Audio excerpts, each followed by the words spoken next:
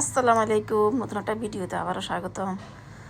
তো আজকে আমি সকালবেলা দেখেন সোফাগুলো ক্লিন করতেছি। সকালবেলাও এখনও সবাই ঘুমাচ্ছে, কিন্তু ড্রয়িং রুমে তো কেউ নাই। আমি এটা সুন্দর করে একটু জেড়ে জুড়ে একটু মানে টান টান করতেছি আর কি, আর একটু সরা দিয়ে ভালো করে জেড়ে দিচ্ছি। তো এখান থেকে আজকে ভিডিওটা শুরু করলাম। তো আজকে আপনার সাথে একটা কথা শেয়ার করি। আসলে আমার মাথার মধ্যে এটা ঘুরপাক খাচ্ছে। কিছু কিছু মানুষ আছে জানেন, ওরা বুঝছেন, ওরা অন্যের মাথায় কাঁঠাল ভেঙে খাওয়ার মধ্যে মানে খুবই ওস্তাদ। তো কারো ভালো মন্দ এগুলো নিয়ে বেশিরভাগই ওরা গবেষণা করে, মানে যেটাকে বলে পরনিন্দা পরচর্চা। তো ওরা কি করে জানেন, ওরা হয়তো ভালো চর্চা করলে তো ভালোই, কারো ভালো দিক আল্লাহ বলছে মানুষের ভালো দিক তুলে ধরো, মন্দ দিকগুলো তোমরা ডেকে রাখো, তাকে এমনভাবে সংশোধন করো যাতে সে অন্য কেউ জানতে না পারে। এভাবে তাকে বলো, কারো সামনে শরম যাতে না পায় সেই, এভাবে তাকে সংশোধন করতে হবে। তো কিছু মানুষ আছে এরকম, মানে নিজে ফরের ফরের পিছনে তো বলে বলে, আবার সবার সামনে বলতেও পছন্দ করে। অন্যজনকে মানে শরম দিতে, অন্যজনের মানে মান সম্মান নিয়ে খেলা করতে ওদের কাছে অনেক বেশি মজা লাগে আর কি। তো এরকমই কিছু মানুষ এখন অনলাইনে দেখতেছি। তো আমি কার কথা বলতেছি শুনেন, ওই যে বাংলাদেশের একটা বড় একটা ইউটিউবার এবং কি ব্লগার, যে সোনিয়া আক্তার রিমা, তো ওনাকে নিয়ে অনেক ট্রল হচ্ছে। মানে ওনাকে যে কী পরিমাণ ট্রল করতেছে কিছু কিছু ছোটোখাটো ব্লগাররা, কেন যে এমন করতেছে আমি বুঝতেছি না। ওরা কি আর কোনো কন্টেন্ট খুঁজে পায় না, নাকি অন্যজনের মানে পিছনে লেগে থাকায় ওদের কাজ? তো এই ধরনের কন্টেন্ট তৈরি করার বা কী দরকার? এই ধরনের কন্টেন্ট তৈরি করে টাকা রুজি করলো বা করার কী দরকার চাই বলেন তো? তো উনি ওনার বাইর বোর ওনাদের এটা পারিবারিক সমস্যা, তো ওনারাই বুঝবে ভালো মন্দ। তো কিছু মানুষ আছে ওনার পিছনে লেগে আছে যে উনি অনেক খারাপ, উনি শাশুড়ি মানে নন্নাস নামে ডাইনি, উনি শাশুড়ি থেকে অনেক বেশি ডেঞ্জারাস, এরকম কিছু বোঝাতে চাচ্ছে আর কি। তো এটা ওনার পার্সোনাল ব্যাপার। আপনি এ ধরনের কন্টেন্টস বানানোর কী দরকার আপনি ওনাকে নিয়ে? আমার মতো এই ধরনের কন্টেন্ট না বানিয়ে অন্য কোনো কন্টেন্ট তৈরি করতে পারেন, ভালো দিকগুলো নিয়ে কন্টেন্ট তৈরি করতে পারেন। ওনার খারাপ দিকগুলো নিয়ে কেন কন্টেন্ট তৈরি করেন? ভালো দিকগুলো নিয়ে করলেও তো আমার মনে হয় আপনার ভিউ হবে, তাই না?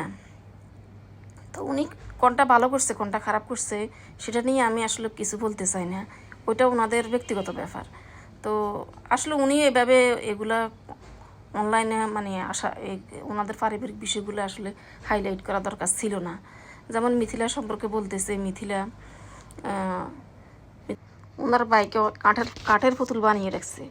একটা কথা আসলে মাথা রাখা সবার উচিত, বাইরে যখন বিয়ে করে, বিয়ের আগে একরকম থাকে, বিয়ের পরে আরেক রকম হবে স্বাভাবিক। ওর ওয়াইফ হয়, ওর সন্তান হয়, ওর সংসার হয়, তখন একটু বা মা ভাই বোন এগুলো থেকে একটু দূরে সরে যায়। তো এগুলো মেনে নিতেই হবে, তাই না? উনি তো ওনার শাশুড়িকে রেখে ওনার হাজব্যান্ডের কাছে কয়েকবার গেছে না। ওনার শাশুড়ি হয়তো অনেক সরল মনের মানুষ আর কি। আমার কাছে মনে হয় ওনাকে অনেক জায়গায় আমি দেখছি, উনি অনেক মানে সরল সোজা আর কি। তো ওনার শাশুড়ি হয়তো ওইরকমভাবে ওনাকে কিছু বলেনি, বা ওনাদের ব্যক্তিগত জীবন নিয়ে মাথাও খাটা না আর কি ওনার শাশুড়ি, আমার মনে হয় আর কি।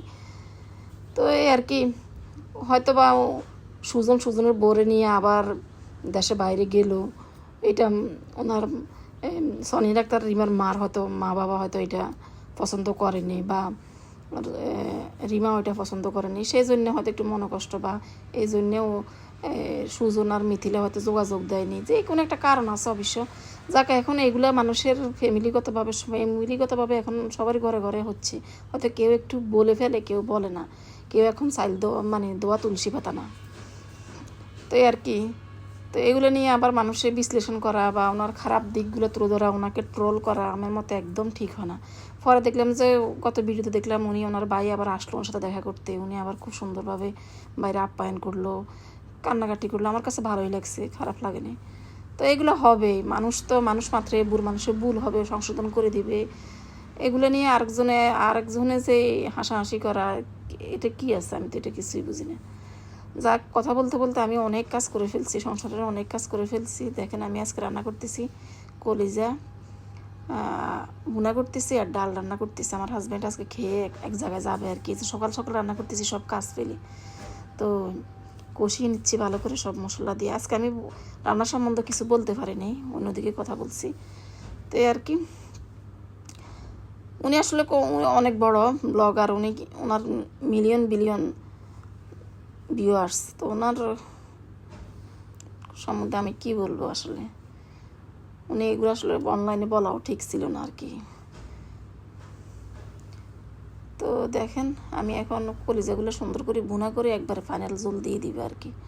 আর একদিকে ডালও হয়ে গেছে, ডাল বাগার দিয়ে দিব, ঘুটে জল দিয়ে তারপরে একটু বলক আসলে বাগার দিয়ে দিব আর কি। তো রান্নাবান্না প্রায় শেষ পর্যায়ে চলে আসছে, আর খুব একটা